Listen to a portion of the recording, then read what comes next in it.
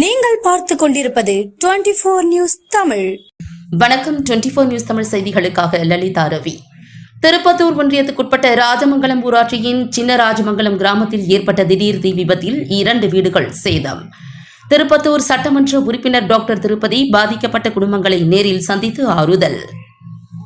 திருப்பத்தூர் மாவட்டம் திருப்பத்தூர் ஒன்றியத்துக்குட்பட்ட ராஜமங்கலம் ஊராட்சியின் சின்ன ராஜமங்கலம் கிராமத்தில் நேற்று ஏற்பட்ட திடீர் தீ விபத்தில் 2 வீடுகள் சேதமடைந்தன.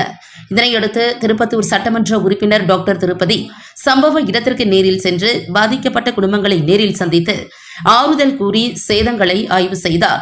அப்போது அரசு அலுவலர்களான தாசில்தார், கிராம நிர்வாக அலுவலர் மற்றும் வட்டார வளர்ச்சி அலுவலர் ஆகியோரை தொலைபேசி மூலம் தொடர்பு கொண்டு தீ விபத்தில் பாதிக்கப்பட்ட ரமேஷ், அருணா மற்றும் கோவிந்தம்மாள், சுரேஷ் ஆகியோரின் குடும்பங்களுக்கு உடனடியாக அரசு சார்பில் வீடு கட்டித்தர நடவடிக்கை எடுக்குமாறு உத்தரவிட்டார்.